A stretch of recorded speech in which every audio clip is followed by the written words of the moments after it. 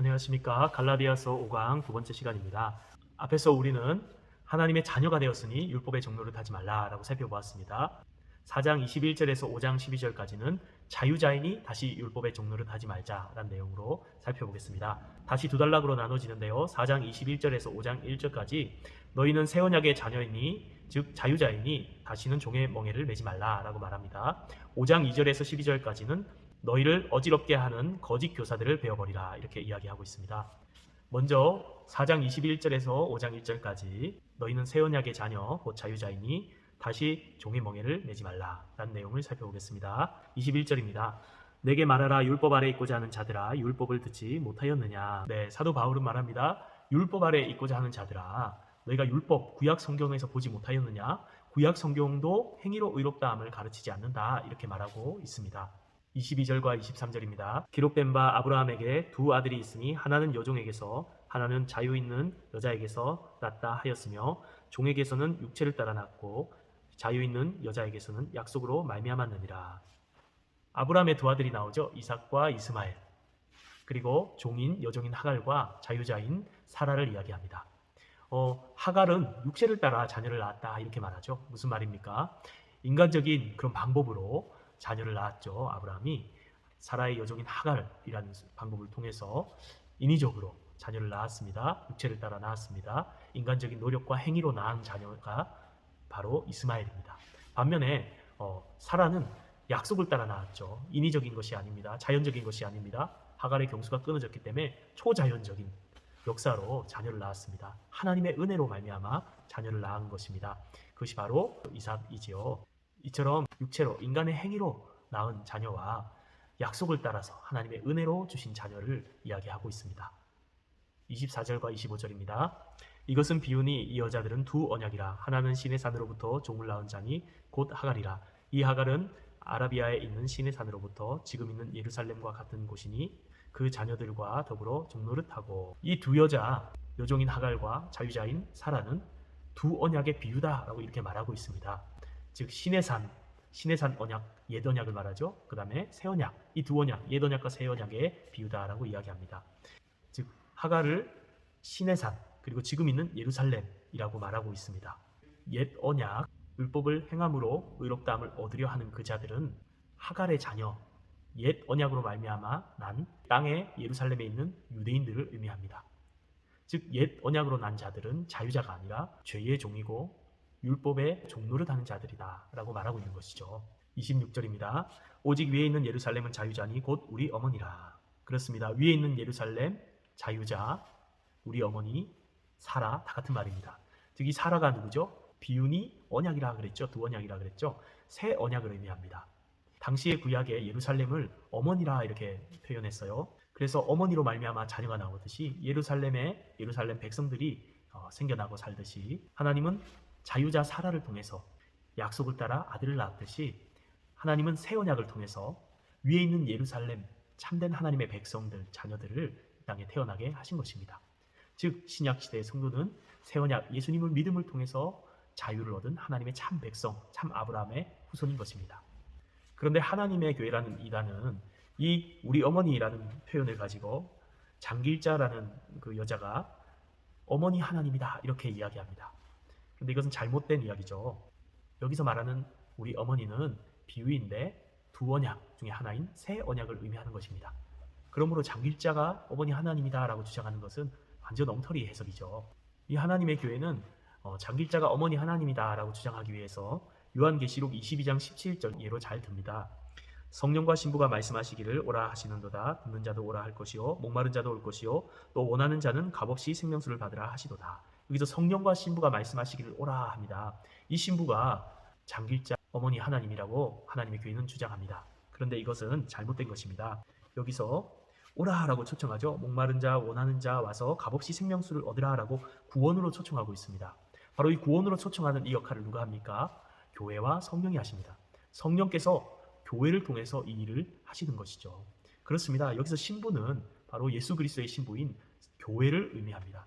이 교회를 통해서 구원 초청하는 하나님의 사역을 이야기하는 것이지 장길자가 어머니 하나님이라고 이야기하는 성경 구절이 아닙니다. 완전 잘못된 해석입니다. 그러므로 그러한 미혹에 넘어가서는 안 되겠죠. 27절입니다. 기록된 바 잉태하지 못한 자여 즐거워하라. 상고를 모르는 자여 소리 질러 외쳐라. 이는 홀로 사는 자의 자녀가 남편 있는 자의 자녀보다 많음이라 하였으니, 앞에 있는 26절을 바로 이사야 54장 1절을 인용하면서 설명하고 있습니다. 사라가 자녀를 못 낳는데 이제 자녀를 낳은 그 장면을 이사야서를 통해서 설명하는데, 이 이사야서는 포로로 끌려갔던 이스라엘 백성들이 다시 포로 귀환하게 되면서 자녀 없는 여자 같은 이런 상황이지만 다시 돌아온 후에 많은 자녀들을 가지게 될 것을 이야기합니다. 바로 믿음으로 말미암아 구원받는 하나님의 백성, 자녀들, 이방인들, 그리스도인들이 생겨날 것을 이야기하고 있는 말씀이죠. 28절입니다. 형제들아 너희는 이삭과 같이 약속의 자녀라. 그렇습니다. 갈라디아 교회를 향해서 말하고 있죠. 형제들아 너희는 믿음으로 말미암아 구원을 받은 약속의 자녀다라고 말합니다. 29절입니다. 그러나 그때 육체를 따라 난 자가 성령을 따라 난 자를 박해한 것 같이 이제도 그러하도다. 그렇죠. 육체로 난 이스마엘이 성령으로 말미암은 이삭을 박해했듯이 이 육체 행위로 구원을 얻는다고 말하는 이 거짓 교사들이 갈라디아 교회 성도들을 미혹함으로 그들을 박해하고 있다라고 바울은 이렇게 표현하고 있습니다. 30절 31절입니다. 그러나 성경이 무엇을 말하느냐? 여종과 그 아들을 내쫓으라. 여종의 아들이 자유 있는 여자의 아들과 더불어 유업을 얻지 못하리라 하였느니라. 그런즉 형제들아 우리는 여종의 자녀가 아니요 자유 있는 여자의 자녀니라. 그렇습니다. 성경을 인용하면서 바울은 계속 말합니다. 여종과 그 아들을 내쫓으라. 하갈과 이스마엘을 내쫓으라. 이렇게 말한 것처럼 거짓 교사들을 내쫓아라. 그들은 함께 유업을 이을 자가 아니다 라고 이렇게 바울은 말하고 있습니다. 5장 1절입니다. 그리스도께서 우리를 자유롭게 하려고 자유를 주셨으니 그러므로 굳건하게 서서 다시는 종의 멍에를 매지 말라. 그렇습니다. 그리스도께서 예수를 믿음으로 말미암아 우리를 의롭게 하심으로 자유를 주셨습니다. 그러므로 거짓 교사에게 속아서 거짓된 복음을 따르지 말고 굳건하게 믿음을 지켜라 라고 갈라디아 교회를 권면하고 있는 것입니다. 그 자유를 빼앗기지 말라는 것입니다. 종의 멍에를 매지 말라라고 말하고 있습니다. 1004개의 섬을 가지고 있어서 천사의 섬이라 불리어지는 전남 신안군에서 끔찍한 일이 벌어진 적이 있습니다. 지적 장애가 있는 김 씨라는 분이 직업 소개서를 통해서 숙식을 제공받고 큰 돈을 받는다는 소문을 듣고 염전에 취업하게 되었습니다. 그런데 그 염전에서 5시간밖에 못 자고 고된 육체 노동을 하면서 구타를 당하고 그리고 돈도 제대로 받지 못한 상태에서 탈출을 여러 번 시도했지만 그 탈출도 실패해서 노예처럼 생활을 했다고 합니다. 파출소 순경도 한패였기 때문에 파출소에 갈 수도 없었다고 합니다. 그러던 중에 읍내에 나가 일이 생겼을 때에 편지를 통해서 어머니에게 연락을 하게 됩니다. 그리고 경찰서 실종수사팀이 소금 구매업자로 위장을 하고 와서 그들을 구해내었다고 합니다.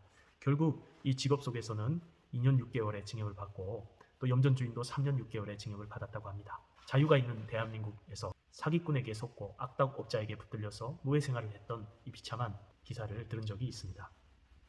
이러한 일은 신앙에서도 일어날 수 있습니다. 예수님을 믿는 이 자유케 하는 복음을 버리고 거짓된 이단에 속아서 영적으로 노예와 같은 종노릇을 하는 사람들이 있습니다. 우리는 우리가 가지고 있는 바른 복음을 절대 빼앗겨서는 안 되고 이 자유를 거짓 교사들, 이단들에게 빼앗겨서는 안 될 것입니다. 우리의 믿음을 굳게 지켜야 하는 것이죠. 두 번째로 바울은 5장 2절에서 12절까지 너희를 어지럽게 하는 거짓 교사를 베어버리라 라고 말합니다. 2절입니다. 보라 나 바울은 너희에게 말하노니 너희가 만일 할례를 받으면 그리스도께서 너희에게 아무 유익이 없으리라. 거짓 교사들은 할례를 받아야 의롭게 된다라고 주장을 했지만 바울은 말합니다. 너희가 만약에 할례로서 구원을 받으려 하게 되면은 그리스도를 구원자로 인정하지 않는 것이 되고 그리스도의 공로를 부족한 것으로 여기게 되며 그로 인해 그리스도께서 제공하시는 유익을 누리지 못하게 된다라고 말하고 있습니다. 3절입니다. 내가 할례를 받는 각 사람에게 다시 증언하노니 그는 율법 전체를 행할 의무를 가진 자라. 네, 할례를 받는다는 것, 즉 그것을 구원의 수단으로 삼게 되면은 그는 율법 전체를 다 지켜야 될 의무가 그에게 주어진다는 것입니다. 4절입니다.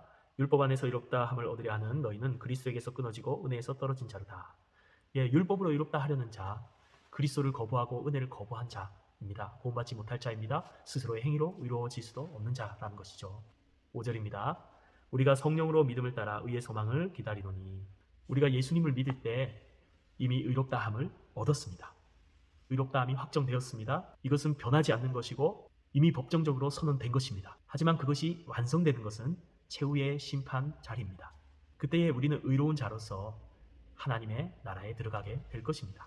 그 소망을 기다린다라는 것이죠. 6절입니다. 그리스도 예수 안에서는 할례나 무할례나 효력이 없으되 사랑으로 역사하는 믿음뿐이니라. 그렇습니다. 할례나 무할례, 할례를 받고 안 받고가 구원의 수단이 아닙니다.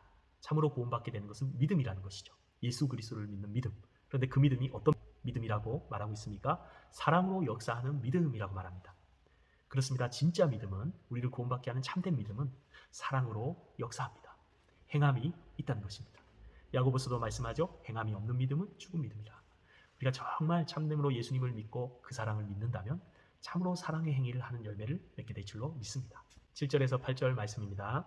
너희가 다른 일 잘하더니 누가 너희를 막아 진리를 순종하지 못하게 하더냐. 그 권면은 너희를 부르신 이에게서 난 것이 아니니라. 적은 노력이 온 덩이에 퍼지느니라.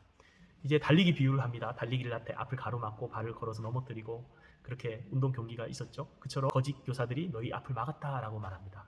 그들의 권면은 하나님에게서 난 것이 아니고 그들의 거짓된 가르침이 갈라디아 지역 교회들에게 퍼져가고 있다라고 이렇게 바울은 이야기합니다. 그러면서 10절에 이렇게 말하죠. 나는 너희가 아무 다른 마음을 품지 아니할 줄을 주 안에서 확신하노라. 그러나 너희를 요동하게 하는 자는 누구든지 심판을 받으리라.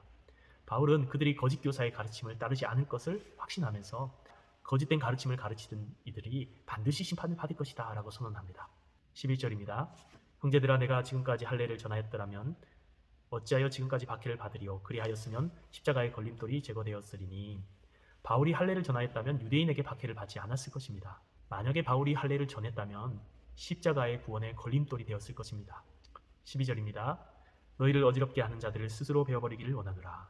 할례를 강조하는 이 거짓 교사들을 베어버리라 라고 풍자적으로 이야기하고 있습니다. 한 목사님이 설교 중에 이런 예를 들었다고 합니다. 본인이 일본에서 사역을 할 때에 어느 교회에 설교를 하게 되었는데 사회자가 설교하기 전에 남성 중창단이 특송을 한다는 것입니다. 세 분이 앞에 나왔는데 등치가 이렇게 크고 다 머리를 밀고 몸에는 문신이 가득한 그런 사람들이 3명이 나왔더래요. 누가 봐도 야쿠자인 것입니다. 그래서 찬양을 하는데 너무 은혜스럽게 찬양을 잘 하더라는 거예요. 눈을 감으면 은혜가 되고 눈을 뜨면 시험이 되고 이렇게 찬양을 다 한 후에 이 야쿠자 한 분이 간증을 하더랍니다. 우리 3명에게는 3가지 공통점이 있습니다. 첫 번째는 야쿠자라는 것입니다. 두 번째는 믿음이 좋은 한국 아내가 있어서 우리가 구원받도록 아내들이 기도했고 그 결과 우리가 구원을 받게 되었습니다. 이렇게 말하는 것입니다. 그리고 세 번째는 하면서 손가락을 딱 보여주는 것입니다. 그런데 이 새끼손가락이 없는 거예요. 셋 다. 일본 사람들은 그것이 무엇인지 순간 딱 알고 충격을 받았습니다. 무슨 일이 있었냐면은 예수님을 믿고 두목에게 이 야쿠자를 그만두겠습니다 라고 이야기한 겁니다. 처음에 안 믿어주더래요. 하나님이 기뻐하시는 삶의 방식이 아니기 때문에 우리 3명은 그만하겠습니다 이렇게 이야기하자 두목이 조직원들을 다 모으더니 칼을 딱 바닥에 꽂더란, 그러면서 나가려면은 손가락을 자르고 나가라고 이야기하더라는 것이죠. 그래서 이 야쿠자가 자기 스스로 손가락을 자르고 이 3분이 야쿠자에서 나와서 예수 믿는 사람이 되었다는 거예요. 그러면서 이 목사님이 설교 시간에 이렇게 성도들에게 질문했다고 합니다. 여러분은 예수님을 믿고 그분을 따르기 위해서 무엇을 잘랐습니까? 그렇습니다. 우리가 믿음을 지키기 위해서, 믿음의 길을 가기 위해서 스스로 배워버릴 것이 있습니다. 바로 거짓된 이단의 가르침이 우리에게 가까이 올 때 그것을 단호하게 배워버려야 됩니다. 우리가 배워버릴 것은 이단만이 아닙니다. 믿음의 길을 가지 못하게 하는 그 모든 것들, 모든 유혹들, 모든 죄악들, 모든 나쁜 습관들을 스스로 배워버리고 우리는 오직 예수님을 믿는 이 믿음을 지켜가야 될 줄로 믿습니다.